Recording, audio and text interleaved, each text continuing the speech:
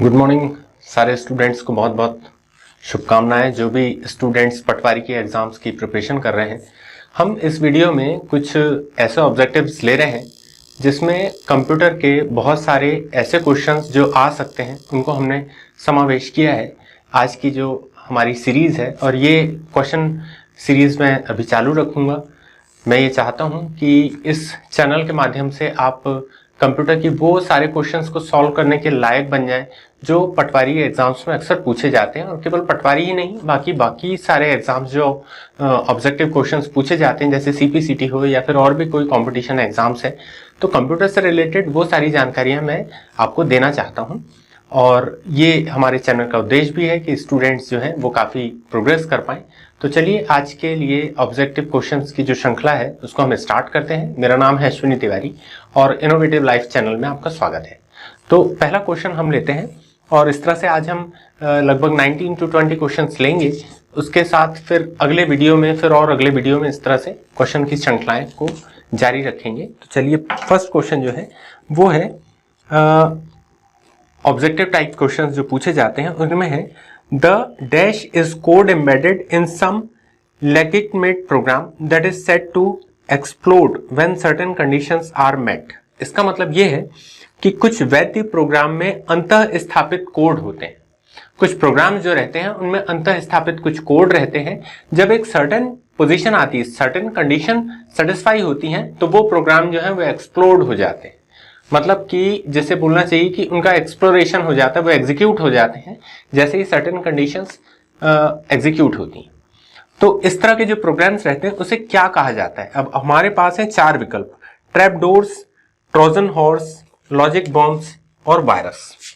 तो पहला है इसमें trap doors, TRAP, trap doors. Second है ट्रोजन हॉर्न, ट्रोजन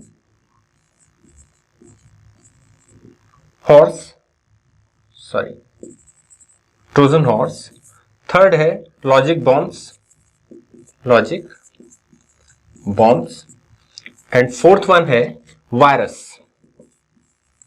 बेसिकली ये जो प्रोग्राम रहते हैं एम्बेडेड लॉजिक रहते हैं जिनमें और एक सर्टेन कंडीशंस सेटिस्फाई होती है, तो ये बेसिकली ये अटैक ही वायरस के लिए करते हैं और कंप्यूटर को कुछ ना कुछ हार्म पहुंचाने के लिए किए जाते हैं, इस तरह के जो एक्सप्लोड किए जाते हैं।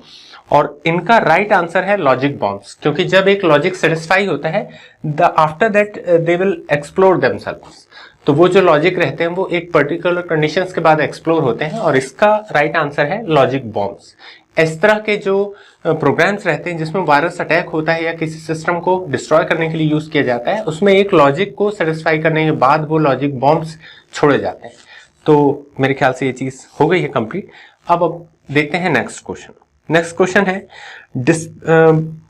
What are the two kinds of memory in computer? What are the two kinds of memory in computer? Computer में दो कौन से प्रकार की मेमोरीज काम करती हैं? तो मेमोरी कई प्रकार की आपने पढ़ा है, लेकिन जो बेसिक मेमोरीज रहती हैं वो क्या क्या होती हैं ये आपको पता होना चाहिए। इसके जो चार ऑप्शंस है वो है एक hardware memory and software memory. पहला ऑब्जेक्टिव है hardware memory, hardware memory and software memory. Second option है इसके short term memory and long term memory, short term memory and long term memory, ये सेकेंड ऑप्शन हुआ। Third option हुआ arithmetic memory and logical memory, arithmetic memory and logical memory. और fourth option हुआ इसका read only memory, read only memory, ROM और random access memory, ROM और RAM. तो इनमें बेसिकली जो राइट आंसर हो सकता है उसके बारे में हम यदि विचार करते हैं तो short term memory and long term memory, एक तो ये चीज लगती है हमको होता है क्योंकि, और दूसरा है रोम एंड रैम। तो बेसिकली इसमें हमको ज्यादा सही जो है एक कंप्यूटर में कौन सी दो प्रकार की मेमोरी रहती है, तो short term memory, long term memory भी हो सकता है और रैम एंड रोम इस तरह की दो मेमोरी है। तो इसका राइट आंसर होगा read only memory and random access memory, मतलब रोम एंड रैम जो रहेगा वो इसका राइट आंसर है। कौन सी दो प्रकार की मेमोरी रहती है? तो रैंडम एक्सेस मेमोरी होती है और रैम रहती है। ये दोनों प्रकार की मेमोरीज रहती हैं। बेसिकली यहाँ पे ये टाइप्स बताया गया है, लेकिन यहाँ पे डायरेक्ट एग्जाम्पल बताया गया है। तो इस तरह के जब क्वेश्चन आते हैं तो रैम और रोम आपको चूज करना होगा, जो एग्जैक्टली डिनोट करता है कि ये रैम एक शॉर्ट टर्म मेमोरी है और रोम एक लॉन्ग टर्म मेमोरी है, इस तरह की चीज। ठीक है ना। नेक्स्ट क्वेश्चन हम देखते हैं, एक्सेल में निम्नलिखित में से कौन सी एक सेल एक्टिव होती है। एक्सेल आप जानते हैं, एक्सेल कुछ इस प्रकार का नजर आता है। एक्सेल शीट होती है जिसमें हम अकाउंटिंग का वर्क करते हैं, रिकॉर्ड्स को मेंटेन के लिए इसे यूज किया जाता है दोस्तों। तो इसमें ये लिखा गया है, एक सेल में निम्नलिखित में से कौन सी एक सेल एक्टिव रहती है। एक्सेल में निम्नलिखित में से कौन सी एक सेल एक्टिव रहती है, चलिए आगे देखते हैं। इसके 4 ऑब्जेक्टिव हैं, करंट सेल। इसका मतलब करंट सेल का मतलब यह है कि जहां पे हमारा कर्सर रहता है उसे करंट सेल कहा जाता है। जहां पे हम कुछ भी एंटर करेंगे तो वहां पे ही सबसे पहले एंटर किया जाएगा। सेकंड है फॉर्मूला, यदि हम कोई फॉर्मूला लगाते हैं तो क्या उसे कहा जाता है एक्टिव सेल। या फिर रेंज, यदि हम रेंज कोई रखते हैं तो क्या उसे कहा जाएगा करंट सेल। या फिर एक्टिव सेल, या फिर सेल एड्रेस। सेल एड्रेस जो है, सेल एड्रेस, ये 4 प्रकार के आपके पास ऑप्शंस हैं। तो इसमें करंट सेल जो है ये राइट आंसर होगा, क्योंकि जब भी कोई कर्सर जहां पे रहता है वही करंट सेल, वही एक्टिव सेल कहलाती है। बाकी सारी सेल्स जो रहती हैं उनमें जब कर्सर आता है तब वो एक्टिव होती है। जैसे ही हम उसमें कुछ एंटर करते हैं तो यहां से लिखना स्टार्ट हो जाता है। मान लीजिए हमने 5 किया तो ये 5 यहां पे लिखना स्टार्ट होगा, इसी कारण से इसे एक्टिव सेल कहा जाता है। तो एक्टिव सेल कौन सी होती है, करंट सेल, जिस पर कर्सर रहता है उसे करंट सेल कहा जाता है। और फॉर्मूला, रेंज और सेल एड्रेस जो रहते हैं वो डिफरेंट टाइप के रहते हैं, तो उसे एक्टिव सेल नहीं कहा जा सकता। नेक्स्ट क्वेश्चन है हमारा, what is the mail merge functionality in MS office word used for. तो एमएस वर्ड में मेल मर्ज का क्या उपयोग होता है, मतलब मेल मर्ज हम एग्जैक्टली यूज क्यों करते हैं। इसके 4 ऑप्शन हैं आपके पास। Mail merge is use to invoke Gmail Outlook from the MS Word. MS word में जीमेल और आउटलुक को इन्वोक करने के लिए, जगाने के लिए, एग्जीक्यूट करने के लिए क्या यूज किया जाता है। सेकंड ऑप्शन है, मेल मर्ज एक डॉक्यूमेंट में ईमेल आईडी को एंटर करने के लिए यूज किया जाता है। क्या मेल मर्ज इसलिए यूज करते हैं कि उसमें ईमेल एड्रेस को हम एंटर कर पाए। थर्ड ऑप्शन है, मेल मर्ज का उपयोग बल्क मेल, लेबल्स तथा एनवलप्स क्रिएट करने तथा प्रेषित करने के लिए किया जाता है। क्या मेल मर्ज से बहुत सारे लोगों को बल्क मैसेजेस प्रोवाइड किए जा सकते हैं, लेबल्स रखे जाते हैं, एनवलप्स बनाए जाते हैं, इसलिए मेल मर्ज का उपयोग किया जाता है।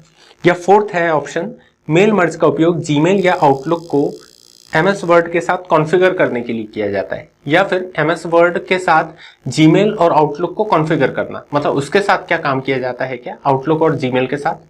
तो इन चारों में से जो राइट आंसर है वो है आपका, मेल मर्ज के द्वारा बल्क मेल लेबल्स को क्रिएट करने तथा प्रेषित करने, सेंड करने के लिए उपयोग किया जाता है। देखिए मेल मर्ज क्या होती है, एक प्रोसेस रहती है जिससे हम एक साथ कई सारे लोगों को मैसेज भेज सकते हैं। तो उसमें मेल मर्ज का मेन उपयोग है लेबल्स क्रिएट करना, बल्क मैसेजेस देना, न कि जीमेल के ईमेल आईडी एंटर करवाना और जीमेल के या आउटलुक के साथ कॉन्फ़िगर करना, या इस तरह का कोई नहीं होता उसमें होता है आपको बहुत सारे बल्क मेल्स, जो बहुत सारे एट ए टाइम बहुत सारे लोगों को जो भेजने रहते हैं, तो वो उनकी आईडीज जो रहती हैं वो एक साथ हम एंटर करते हैं और वो जो रहते हैं मैसेजेस वो सेंड किए जाते हैं उसमें। ठीक है ना। नेक्स्ट क्वेश्चन है, एक वेबसाइट में लॉगिन करने के लिए कौन सी 2 प्रविष्टियां आवश्यक है। मान लीजिए कोई वेबसाइट है तो उसमें हम सबसे पहले एक रजिस्ट्रेशन फॉर्म फिलअप करते हैं और उसके बाद फिर हमको कुछ क्रेडेंशियल मिलते हैं जिनके आधार पे वो वेबसाइट हमको आइडेंटिफाई कर पाती। एग्जाम्पल लेते हैं हम, जैसे जीमेल है, गूगल को ओपन करते हैं, जीमेल आईडी का रजिस्ट्रेशन फॉर्म भरते हैं, हमारे पास सबके पास जीमेल आईडीज है, या याहू मेल में होती है या hotmail.com पे होती है। तो इसमें हमारे कौन से क्रेडेंशियल रहते हैं जिसके द्वारा हम उस वेबसाइट्स के अंदर होते हैं। इसके 4 ऑप्शन है, एप्लीकेशन नेम, ईमेल आईडी। क्या एप्लीकेशन नेम और ईमेल आईडी होती है, ये पहला ऑप्शन है। दूसरा ऑप्शन है application name and user name. क्या एप्लीकेशन नेम, जैसे एप्लीकेशन सॉफ्टवेयर होते हैं वैसे एप्लीकेशन का नाम क्या है, ठीक है ना, जैसे जीमेल है, क्या जीमेल और यूजर नेम ये दोनों रहते हैं। थर्ड ऑप्शन है यूजर नेम और ईमेल आईडी, तो ये तीनों ऑप्शंस तो सही नहीं लग रहे हैं। फोर्थ ऑप्शन है यूजर नेम एंड पासवर्ड, हाँ ये हो सकता है, क्योंकि जब भी रजिस्ट्रेशन फॉर्म भरा जाता है स्टूडेंट्स, तो वहां पे यूजर नेम और पासवर्ड दोनों चीजें दी जाती हैं और यही वो क्रेडेंशियल है जिसके द्वारा हम किसी भी वेबसाइट में ऑथराइज्ड एंट्री ले सकते हैं। तो राइट आंसर होगा आपका, एक वेबसाइट में लॉगिन करने के लिए कौन सी 2 प्रविष्टियां जरूरी होती हैं? तो किसी भी वेबसाइट में लॉगिन करने के लिए आपको यूजर नेम और पासवर्ड की जरूरत होती है। तो जो फोर्थ रहता है यूजर नेम और पासवर्ड, ये सही होगा। नेक्स्ट क्वेश्चन देखते हैं, इनमें से कौन सी सॉफ्ट कॉपी आउटलुक डिवाइस है? Soft copy output device, soft copy outlook device, output device, output device, output device. अब बात आती है सॉफ्ट कॉपी क्या होता है और हार्ड कॉपी क्या होता है। ये दोनों चीजों को समझना जरूरी है। हार्ड कॉपी होता है जिसे आप छू के महसूस कर सकें, और सॉफ्ट कॉपी वो होता है जिसे आप छू ना सकें लेकिन महसूस कर सकें, देख के महसूस कर सकें। तो यहां पर पूछा जा रहा है question, soft copy output device कौन कौन सी होती हैं? तो डिवाइसेस जो हैं उनसे किस तरह का आउटपुट निकलता है, ये चीज डिपेंड करती है और इसका आंसर तभी मिलेगा। पहला ऑप्शन है प्रिंटर, दूसरा ऑप्शन है मॉनिटर, तीसरा ऑप्शन है प्लॉटर और चौथा ऑप्शन है पंच कार्ड। अब इन चारों में से जो फर्स्ट ऑप्शन है प्रिंटर से प्रिंट आउट निकलता है जो कि एक हार्डवेयर आउटपुट देता है। सेकंड बात करते हैं मॉनिटर का, हाँ इसे माना जा सकता है कि ये सॉफ्ट कॉपी आउटपुट डिवाइस है, क्योंकि इसमें सॉफ्ट कॉपी चित्रों की मदद से, विजुअल की मदद से हमको आउटपुट मिलता है। जो भी हम मॉनिटर को देखते हैं तो हमें किसी तरह का हार्डवेयर आउटपुट नहीं मिलता उससे हमको सॉफ्टवेयर आउटपुट मिलता है। जो भी प्रोसेसिंग की गई सीपीयू के द्वारा, उसके द्वारा जो भी आउटपुट निकलता है वो मॉनिटर से हमको मिलता है। थर्ड ऑप्शन पे आते हैं हम, थर्ड ऑप्शन है प्लॉटर। तो प्लॉटर जो है, प्लॉटर भी एक फ्लैक्स जनरेशन के काम में आता है। जो हमारे एडवर्टाइजमेंट में आपने देखा होगा फ्लैक्सेस लगे होते हैं, तो वो फ्लैक्स जो है वो प्लॉटर की मदद से उपयोग किया जाता है। और बेसिकली आजकल तो किसी भी एडवर्टाइजमेंट में दोस्तों बिना फ्लैक्स के तो कोई काम ही नहीं होता, और वो जो फ्लैक्स बनाए जाते हैं वो फ्लैक्सेस बहुत बड़े बड़े होते हैं और एक हार्डवेयर आउटपुट देते हैं जिसमें प्लास्टिक का मटेरियल रहता है, उसमें हम बहुत सारी प्रिंटिंग करके निकाला जाता है ना। अब आती है बात फोर्थ की, पंच कार्ड। तो पंच कार्ड ये सबसे पुराने जनरेशन, फर्स्ट और सेकंड टाइम के यूज किए जाने वाले हार्डवेयर है। तो इनसे जो आउटपुट मिलता था वो भी हार्डवेयर ही आउटपुट मिलता था, है ना। तो इस तरह से इस सारे ऑप्शंस में राइट आंसर होगा मॉनिटर, जो कि एक सॉफ्ट कॉपी आउटपुट डिवाइस को मान सकते हैं। चलिए अब अपन नेक्स्ट क्वेश्चन देखते हैं। नेक्स्ट क्वेश्चन है, एक्सेल में B5 जैसे अक्षरांकीय संयोजन का अर्थ निम्न होगा। इसका क्या मतलब बोल रहे हैं कि मान लीजिए एक्सेल में एक अल्फा न्यूमेरिक कोड है B5, तो उसका क्या मतलब होगा? B5 यदि लिखा हुआ है एक्सेल में तो इसका मतलब क्या होगा? तो चलिए हम एक्सेल को समझते हैं। ABCDE और इस तरह से कई सारे अल्फाबेट्स आगे आते हैं। अब इसमें सेल्स को 1 2 3 4 5 इस तरह से दिया जाता है। तो ये इस तरह से एक्सेल शीट जो रहती है वो डिवाइड होती है अपनी, इस तरह से ये रोज होती हैं और ये होते हैं इनके कॉलम। इस तरह से कॉलम डिवाइड किए जाते हैं। तो अब यहां पर ये कॉलम्स होते हैं और ये रोज होती हैं। अब इसमें B5 की बात की जा रही है, तो B आया ये और ये हुआ 5। तो ये जो दोनों सेल यहां मिलती हैं, तो ये B5 क्या है? बेसिकली ये इस क्वेश्चन का आधार है। तो अब बात ये है कि हर एक सेल का एक सेल एड्रेस होता है। मान लीजिए मैंने आपसे बोला कि भाई ये वाली कौन सी सेल है, तो आप बोलेंगे D और 1, मतलब D1 है ये सेल। अब मैंने आपसे पूछा ये कौन सी सेल है, ये वाली सेल, तो आप बोलेंगे जी ये E और ये 3, मतलब E3 है। तो ये बेसिकली जो E3 है और ये हमने अभी बात की है D1 है और ये B5 है, ये सारे सेल के एड्रेसेस कहलाते हैं। क्योंकि जब भी हम एंट्री करते हैं तो इन एड्रेसेस के द्वारा ही हम इनमें फॉर्मूला भी लगाते हैं, ठीक है ना। जब आप माउस का कर्सर यहाँ पे टिक करेंगे तो आपको नीचे इसका सेल एड्रेस दिखाई देगा, ऊपर भी एड्रेस बार होता है, वहां पर भी इसका फॉर्मूला बार होता है, वहां पर भी आपको इसका सेल एड्रेस दिखाएगा। आप यहाँ पर माउस टिक करेंगे तो यहाँ पे आपको ऊपर B5 नजर आएगा। तो इसका राइट आंसर होगा कि सेल एड्रेस कहा जाता है B5 को। यदि हम एक्सेल में एंट्री करते हैं तो। चलिए अब नेक्स्ट क्वेश्चन की तरफ चलते हैं अपन, और ये है कंप्यूटर में फायरवॉल का उद्देश्य निम्नलिखित होता है। कंप्यूटर में फायरवॉल क्यों यूज की जाती है, उसका उद्देश्य क्या होता है, इसके बारे में पूछा गया है कि फायरवॉल क्या होती है। बेसिकली हम वायरसेस के प्रोटेक्शन, वायरसेस से अपने कंप्यूटर सिस्टम को प्रोटेक्ट करने के लिए फायरवॉल का उपयोग करते हैं। ये एक जलती हुई दीवार जिसे कहा जाता है, लेकिन ये इमेजिनरी होती है। ये सब सॉफ्टवेयर्स रहते हैं जिसके कारण हम अपने कंप्यूटर को वायरस के अटैक से बचा पाते हैं बेसिकली। तो अब इसमें क्या क्या ऑप्शंस आए हैं इनके बारे में हम लोग देखते हैं। पहला है फॉर सिक्योरिटी, सुरक्षा करने के लिए। दूसरा है फायरवॉल का उपयोग किया जाता है निगरानी रखने के लिए। तीसरा है फॉर ऑथेंटिकेशन, ऑथेंटिकेशन या अभिप्रमाणन करने के लिए, बहुत ज्यादा हिंदी हो गया है सॉरी। फॉर डेटा कम्युनिकेशन के लिए, डाटा को कम्युनिकेट करने के लिए। मतलब फायरवॉल का उपयोग क्यों किया जाता है ये बोला गया है। तो फायरवॉल का उपयोग सुरक्षा के लिए किया जाता है।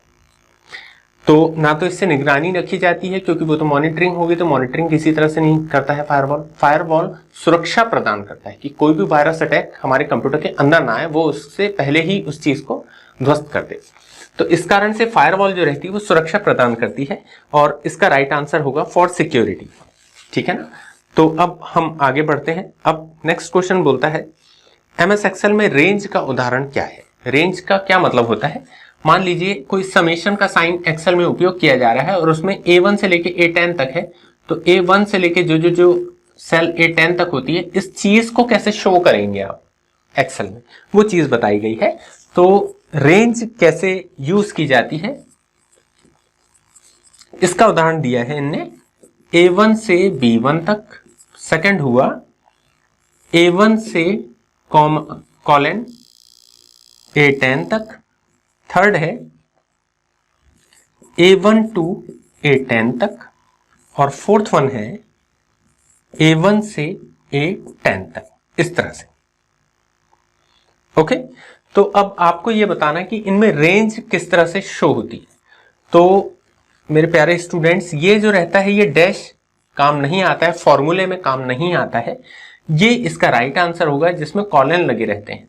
तो A1 कॉलन A10 जो रहता है ये रेंज को शो करने वाला तरीका है। इसे रेंज का पैरामीटर कहा जाता है। मतलब जब भी A1 से कॉलन का उपयोग किया जाता है तो वो रेंज के अर्थों में किया जाता है, इसलिए इसका right answer A1 colon A10 होगा। और इस तरह से ये जो दो डॉट्स लगे रहते हैं इनको रेंज कहा जाता है। चलिए अब नेक्स्ट क्वेश्चन की तरफ चलते हैं अपन। नेक्स्ट क्वेश्चन है एप्पल के द्वारा जारी इंटरनेट ब्राउजर है। इंटरनेट ब्राउजर जो बेसिकली यूज किए जाते हैं वो हमने कई सारे नाम सुने हैं, जैसे गूगल क्रोम है, फायरफॉक्स है, ओपेरा है, और भी कई सारे हैं। तो इन सब में एप्पल कंपनी ने कौन सा अपना वेब ब्राउजर बनाया। बेसिकली ब्राउजर जो रहता है वो ब्राउज करके हमारी इंफॉर्मेशन तक को हम तक पहुंचाता है। मतलब कि जैसे google.com आप एंटर करते हैं तो वो गूगल क्रोम जो है वो एक वेब ब्राउजर है। अब ब्राउजर क्या काम करता है, ब्राउजर इंफॉर्मेशन को हम तक लेके आता है। हम क्या करते हैं, हम रिक्वेस्ट डालते हैं गूगल ब्राउजर में, और वहां से ब्राउजर जो रहता है वो रिस्पॉन्स हमारे लिए लेके आता है। कहां से, सर्वर से वो रिस्पॉन्स लेके आता है। तो बेसिकली होता यह है कि ये हुआ यूजर, ये हुआ ब्राउजर, यहां पे यूजर ने कुछ एंट्री किया और ये रिक्वेस्ट कर रहा है, और यहां से ये ब्राउजर की मदद से सर्वर तक पहुंचता है, और सर्वर से रिस्पॉन्स आता है। यहां से रिस्पॉन्स आता है। तो बेसिकली यूजर और सर्वर के बीच की कड़ी होती है ये ब्राउजर। तो ब्राउजर कई तरह के रहते हैं, लेकिन पूछा यहां ये जा रहा है कि एप्पल कंपनी ने कौन सा ब्राउजर लॉन्च किया है। तो उसके चार जो ऑप्शन है वो है क्रोम, फायरफॉक्स, नेटस्केप और सफारी। तो पहला हो गया आपका क्रोम ब्राउजर है या नहीं। उसके बाद आता है फायरफॉक्स।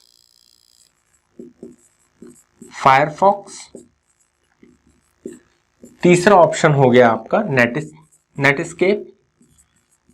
नेटस्केप, और चौथा ऑप्शन हो गया आपका सफारी।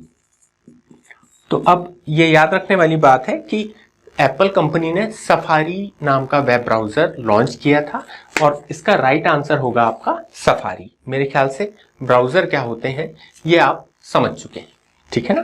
तो अब चलते हैं हम नेक्स्ट क्वेश्चन की तरफ। नेक्स्ट क्वेश्चन है हमारा, MS वर्ड 2007 में सभी टैब कहां स्थित होते हैं? जैसे होम टैब है, इंसर्ट टैब है और भी कई तरह के जो ऑप्शन टैब हैं। MS ऑफिस वर्ड 2007 में सारे टैब्स कहां पर स्थित होते हैं? टैब से हम उपयोग कर करके सारे ऑपरेशंस करते हैं MS ऑफिस वर्ड में। तो ये बेसिकली 4 ऑप्शंस इसमें दिए गए हैं। पहला है टाइटल बार, दूसरा है स्टेटस बार, तीसरा है रिबन और चौथा है स्क्रॉल। अब हम इन चारों पर विचार करते हैं। सबसे पहला है हमारा title bar, title bar. Second है status bar, status bar. Third है हमारा रिबन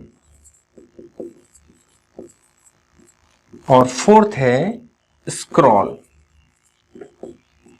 कभी कभी जब क्वेश्चन क्लिष्ट हो जाते हैं, समझ में नहीं आते हैं, तब फिर आप बाकी 3 ऑप्शंस को यूज करके देखें कि क्या वो तीनों ऑप्शन सही हैं या नहीं, तो भी हमको कभी कभी राइट आंसर मिल जाता है। अब जैसे इस क्वेश्चन की बात करते हैं, टाइटल बार क्या होता है? टाइटल बार वो चीज होती है जो सबसे ऊपर MS ऑफिस वर्ड में अनटाइटल्ड के नाम से आता है, या जब हम डॉक्यूमेंट को सेव कर देते हैं तो वो डॉक्यूमेंट उस नाम से सेव होता है। मतलब ये सबसे ऊपर होता है, इसमें कोई ऑप्शन नहीं होते हैं। टाइटल बार में केवल नाम होता है, या तो अनटाइटल्ड के नाम से सेव रहता है या फिर जब डाटा सेव कर दिया जाता है किसी एक नाम से तो वो नाम होता है। इसलिए टाइटल बार तो हो ही नहीं सकता।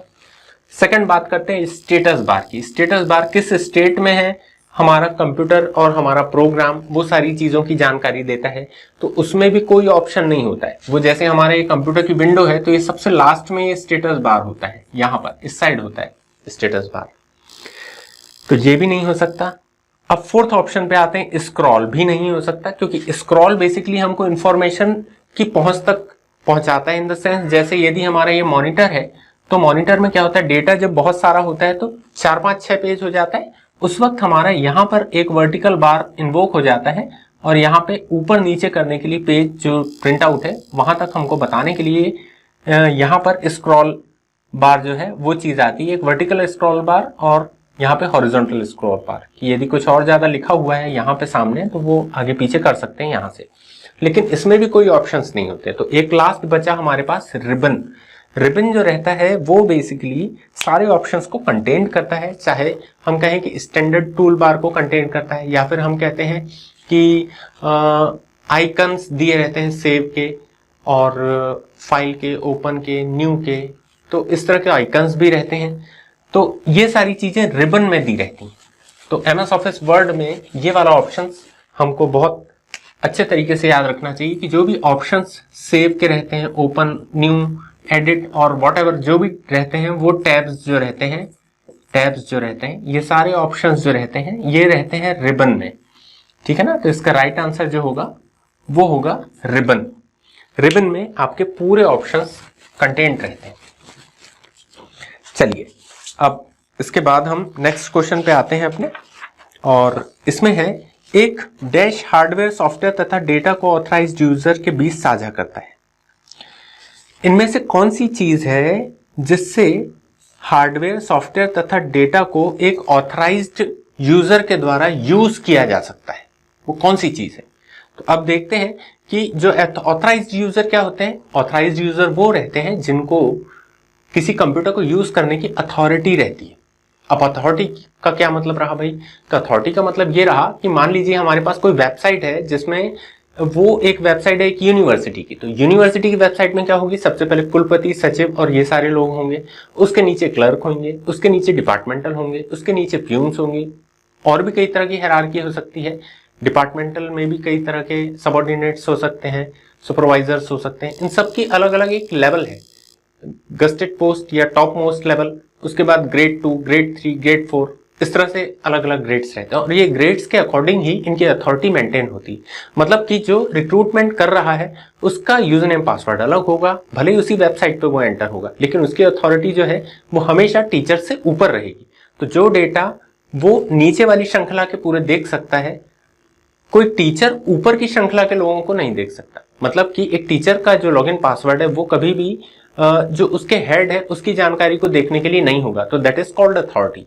और एक बाहर का कोई व्यक्ति उस सिस्टम के अंदर किसी भी तरह का लॉगिन करके अंदर की या उस यूनिवर्सिटी की जानकारी नहीं देख सकता। तो कहने का मतलब यह है कि ऑथराइज्ड यूजर वो रहता है जिसको अथॉरिटी मिली रहती, जिसका रजिस्ट्रेशन होता है उस वेबसाइट पे, और वो किसी लेवल पे उन इंफॉर्मेशन का उपयोग कर सकता है।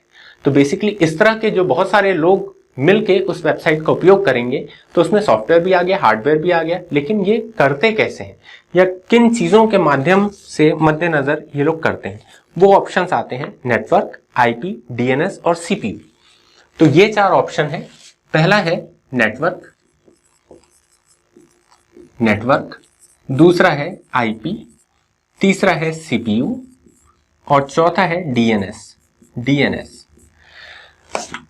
तो इनमें से नेटवर्क, आईपी मतलब इंटरनेट प्रोटोकॉल, सीपीयू तो हम सब जानते हैं, डीएनएस, तो इन चारों ऑप्शंस में से ये ऑप्शन सबसे सही है नेटवर्क का, क्योंकि नेटवर्क के अंतर्गत जब कंप्यूटर्स, बहुत सारे कंप्यूटर्स जो एक नेटवर्क क्रिएट करते हैं, उस नेटवर्क के अंतर्गत ही वो यूज कर सकते हैं हार्डवेयर, सॉफ्टवेयर और डाटा। तो इसका राइट आंसर होगा नेटवर्क, क्योंकि इंटरनेट प्रोटोकॉल का इससे कोई लेना देना नहीं है, ठीक है ना। सीपीयू का भी इतना ज्यादा नहीं है, क्योंकि सीपीयू का इस क्वेश्चन से बहुत ज्यादा रिलेशन नहीं समझ में आ रहा है, और डीएनएस भी नहीं होगा क्योंकि सर्वर साइड की बात हो जाती है। तो नेटवर्क जो है उसमें अपन सॉफ्टवेयर, हार्डवेयर और डाटा को शेयर कर सकते हैं। आईपी के माध्यम से हम इतना सब कुछ नहीं कर सकते। आईपी क्या होता है? Internet protocol. Internet protocol address रहता है किसी एक कंप्यूटर का, हर एक कंप्यूटर का जो रहता है वो आईपी एड्रेस अलग अलग होते हैं, तो शेयरिंग की तो बात ही है अलग हो गई, ठीक है ना। तो इसका राइट आंसर होगा नेटवर्क। चलिए अब हम देखते हैं नेक्स्ट क्वेश्चन। इसमें बोला गया है कीबोर्ड पर डैश की का उपयोग कर्सर के बाईं ओर टाइप किए गए कैरेक्टर्स को मिटाने के लिए किया जाता है। कहने का मतलब यह है कि कीबोर्ड में ऐसी कौन सी बटन है जिससे हम बाईं ओर के कैरेक्टर को मिटा सकते हैं। तो इसमें क्या होता है, कीबोर्ड जैसे रहता है, मान लीजिए ए बी सी और डी है। अब यहाँ पे कर्सर है, तो हम कौन सी बटन दबाएं कि यहाँ पे मिटे, और कौन सी बटन दबाएं कि यहाँ पर। ये हो गया बायां और ये हो गया दाहिना। दोनों बटने मैं बता देता हूँ। दाहिना को मिटाने के लिए डी से दाहिना होता है और डी से डिलीट होता है, इसलिए आप याद रखिए कि दाहिना मिटाना है तो आप डिलीट बटन का प्रेस करिए, उपयोग करिए। और बायां से बैक स्पेस होता है, बी फॉर बैक स्पेस होता है, तो बायां मिटाना है तो आप बैक स्पेस बटन का उपयोग करेंगे, और यही इसका राइट आंसर होगा। अब देख लेते हैं कि इसमें कौन कौन सी ऑप्शंस दिए हुए हैं। हालांकि मैंने ऑप्शंस पहले ही बता दिए आपको। इसमें पहला ऑप्शन दिया कैप्स लॉक का, नो मैटर, कुछ भी नहीं मिटता उससे। बैक स्पेस का, ये राइट आंसर है। थर्ड है डिलीट, डिलीट से दाएं साइड का मिटता है, बाएं साइड का नहीं मिटता। या बैक स्पेस जो रहती है उससे, वो राइट आंसर है। कर्सर कंट्रोल, इसका कोई लेना देना नहीं इस क्वेश्चन से, इसलिए वेस्ट है। चलिए अब देखते हैं हम इससे अगला क्वेश्चन। मेरा ख्याल है कि आप लोग जिस तरह से पढ़ रहे हैं और जिस तरह से ये वीडियो देख रहे हैं, आपके कुछ ना कुछ कॉन्सेप्ट्स जरूर इंप्रूव हो रहे होंगे। मेरा पूरी कोशिश है कि मैं अपना पूरा अच्छे से अच्छा आपको नॉलेज दे पाऊँ। यदि आपको वीडियो पसंद आ रहा है तो प्लीज कमेंट्स करके बताइएगा, क्योंकि मैं ये टेस्ट सीरीज फिर आगे और बढ़ाने जा रहा हूँ। नेक्स्ट क्वेश्चन है, माइक्रोसॉफ्ट 2007 में बुलेट लिस्ट किस डायलॉग बॉक्स में उपलब्ध होती है? बुलेट और लिस्ट किस डायलॉग बॉक्स में उपयोग होती है? बुलेट्स क्या होती हैं? बुलेट्स ऐसे डॉट्स होते हैं, इस तरह के डॉट्स होते हैं। और लिस्ट क्या होती है? लिस्ट में 1 2 3 4 5 6, मतलब आपने कुछ भी लिखे, एंटर किए तो फिर ऑटोमेटिक लो, ऑटोमेटिक 3, ऑटोमेटिक 4, इस तरह से आने चालू हो जाते हैं। और बुलेट्स ये रहती हैं, इस तरह से रहते हैं, कुछ कलरफुल चित्र रहते हैं, स्टैटिक्स रहते हैं, बहुत सारी चीजें रहती है बुलेट्स में। तो आप जिस भी तरह का बुलेट्स चाहते हैं वो चीज कर सकते हैं। तो ये पूछ रहा है 2007 में बुलेट्स लिस्ट डायलॉग बॉक्स किस डायलॉग बॉक्स में उपलब्ध रहते हैं? बुलेट और लिस्ट किस डायलॉग बॉक्स में उपलब्ध रहते हैं? फॉन्ट में पहला ऑप्शन दिया है फॉन्ट बिल्कुल नहीं रहते हैं। इसमें तो हम जो साइज रहते हैं उनको बड़े और छोटे करते हैं, कैरेक्टर के साइज जो रहते हैं वो छोटे बड़े करते हैं। फॉन्ट में क्या क्या चीजें रहती है? रेगुलर कर सकते हैं, बोल्ड कर सकते हैं, इटैलिक कर सकते हैं, वो सारी चीजें रहती है। स्टाइल्स में क्या होता है? सेकंड ऑप्शन है स्टाइल। तो सेकंड ऑप्शन स्टाइल का मतलब ही रहता है किसी भी कैरेक्टर को एक अलग अलग स्टाइलों से हम उनको कॉन्फ़िगर कर पाए। उसको देख पाए अलग अलग स्टाइलों से, लेकिन इसमें बुलेट और लिस्ट नहीं आता है। फोर्थ है एडिटिंग, तो एडिटिंग नाम का कोई ऑप्शन इस तरह से रहता नहीं है डायरेक्टली उपलब्ध वहां पे, इसलिए ये नहीं हो सकता। थर्ड है पैराग्राफ, पैराग्राफ जो रहता है इसमें आपको मिल जाएंगे लिस्ट और बुलेट्स जो रहते हैं वो इसमें कॉन्फ़िगर हो जाएंगे, तो पैराग्राफ इसका राइट आंसर होगा, क्योंकि पैराग्राफ जो रहता है उस ऑप्शंस की मदद से आप बुलेट और लिस्ट डायलॉग बॉक्स में ये सारी चीजें उपलब्ध रहती हैं। बुलेट लिस्ट किस डायलॉग बॉक्स में उपलब्ध रहती है, तो पैराग्राफ डायलॉग बॉक्स जो रहता है उसमें ये चीजें उपलब्ध रहती हैं। चलिए अब इसका अगला क्वेश्चन देखते हैं। दिया है वायरस, ट्रोजन हॉर्स और वॉर्म को इसके लिए जाना जाता है। ठीक है, वायरस हुआ, ट्रोजन हुए, वॉर्म हुए, ये सब किस लिए उपयोग आते हैं, इन सबकी सेम प्रकृति रहती है, वो किस लिए उपयोग आते हैं। तो पहला ऑप्शन है कंप्यूटर सिस्टम को हानि पहुंचाने में सक्षम होते हैं। ठीक है, सेकंड हुआ यदि कंप्यूटर को दुष्प्रभावित करते हैं तो पता लगाना संभव नहीं होता। ठीक है, थर्ड ऑप्शन है प्रयोक्ता मित्र एप्लीकेशन के रूप में होते हैं। ठीक है, और फोर्थ है कंप्यूटर पर रहने वाले हानि रहित एप्लीकेशंस होते हैं। ये तो बहुत बड़ा झूठ हो गया, कंप्यूटर में रहने वाले हानि रहित एप्लीकेशंस होते हैं, ये काफी बहुत बड़ा झूठ हो गया है। खैर, इसके चार ऑप्शंस हम फिर से देखते हैं।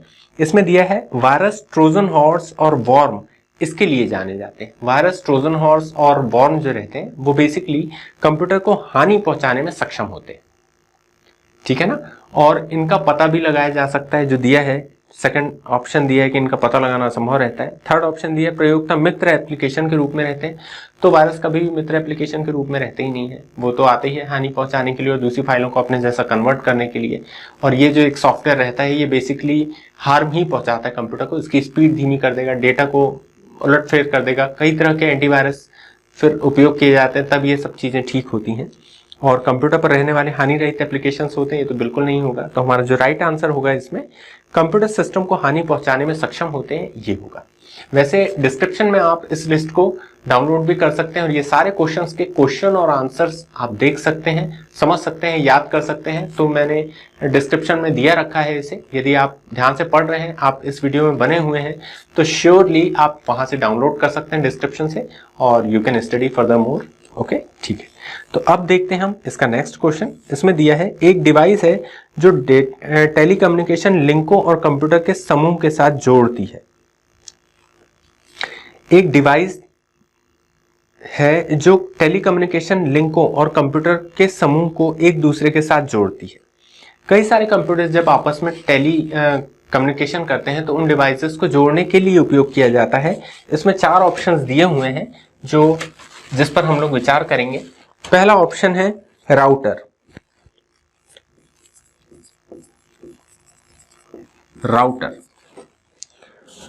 सेकंड ऑप्शन है होस्ट,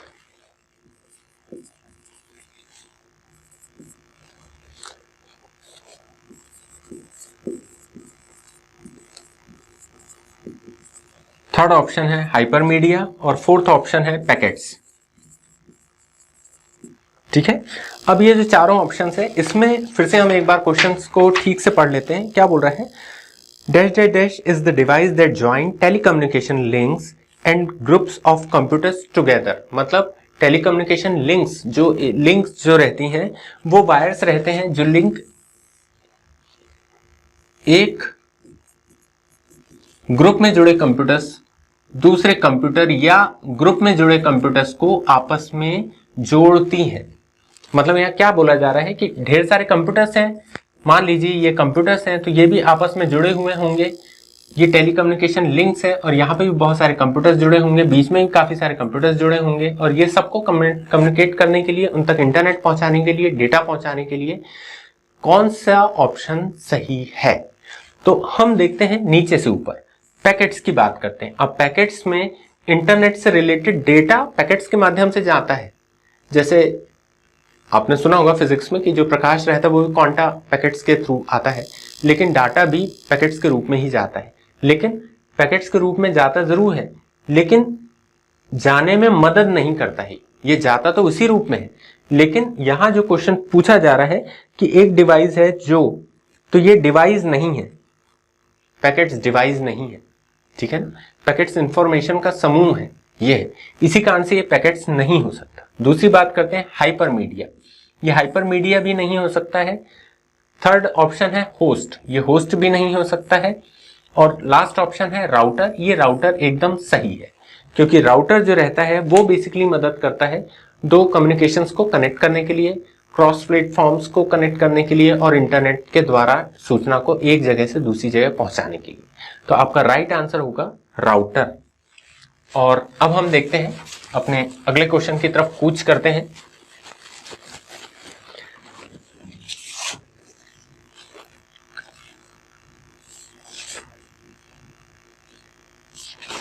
चलिए नेक्स्ट क्वेश्चन हम देखते हैं।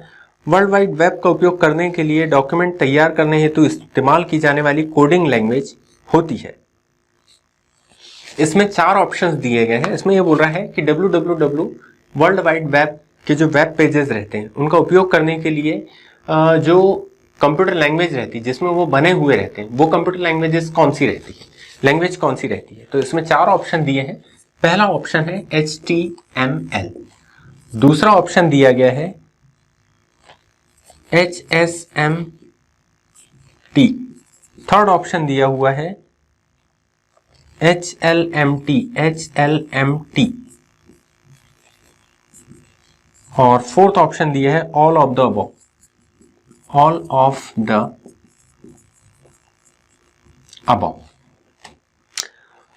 अब इन चारों में जो लैंग्वेज का सही नाम होगा वो लैंग्वेज में कम से कम डिजाइन भी कर पाएंगे दोस्तों, क्योंकि हो ये रहा है कि HTML का ही है हाइपर टेक्स्ट मार्कअप लैंग्वेज। ये एक मार्कअप लैंग्वेज है जिसमें बहुत सारे मार्कअप्स दिए रहते हैं, इसमें बहुत सारे सिंबल्स रहते हैं। सिंबल्स की मदद से हम ये बात जानते हैं कि जो ब्राउजर रहते हैं उनका फ्रंट पेज जो रहता है वो HTML में डिजाइन किया जाता है, कुछ पार्ट्स डिजाइन किए जाते हैं उसके, बाकी जो अदर लैंग्वेजेस में होते हैं।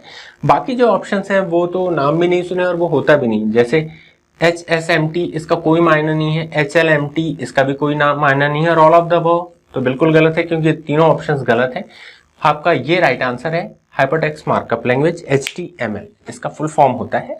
तो आप ये बात याद रखें कि जो भी web browser front pages maximum time design किए जाते हैं वो बिल्कुल बेसिक लैंग्वेज रहती है HTML, उसके माध्यम से किए जाते हैं।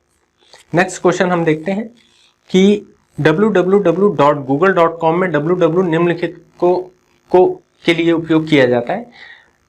इन www.google.com www स्टैंड्स फॉर, मतलब ये www क्या है, तो इसके भी 4 ऑप्शंस दिए हैं।